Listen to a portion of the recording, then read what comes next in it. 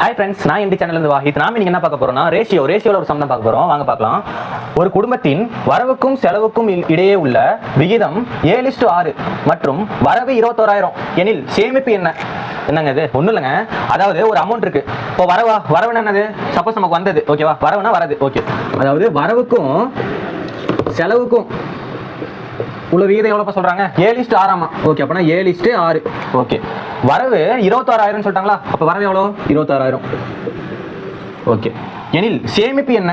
கேட்கறது வந்து சேமிப்பு. ஓகே, சேமிப்பு தான் என்னன்னு கேட்குறாங்களா? ஆமாம். வரவு தெரிஞ்சிருச்சு, செலவு தெரியுமா? தெரியாது.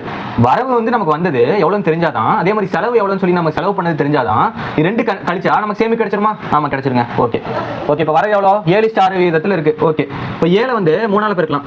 ஏன் சார் 3 பெருக்கிறீங்க அப்படின்னு கேட்டீங்கன்னா, 7 3 எவ்வளோ? 21 வந்துருச்சா? 26,000. ஓகே, அப்போ இங்கே என்ன பண்ணலாம்? இங்கே 3 பெருக்கலாம்ப்பா. 6 3 18 அப்பனா 18,000. ஓகே, இப்போ வரவு கண்டுபிடிச்சா எவ்வளோ? 26,000. செலவு எவ்வளோ? 18,000. ரெண்டு கழிச்சா சேமிப்பா நம்ம எவ்வளோ சேமிச்சு தெரியுமா? 21,000த்துல 18,000 போனால் எவ்வளோப்பா? 19,000, 20,000, 21,000. அப்பனா 3,000பா. அப்போ சேமிப்பு வந்து 3,000. 3,000 எங்கப்பா இருக்கு? ஆப்ஷன்ல சீல இருக்குப்பா. அவ்வளோதான்ப்பா. இது ஆன்சர். தேங்க்யூ.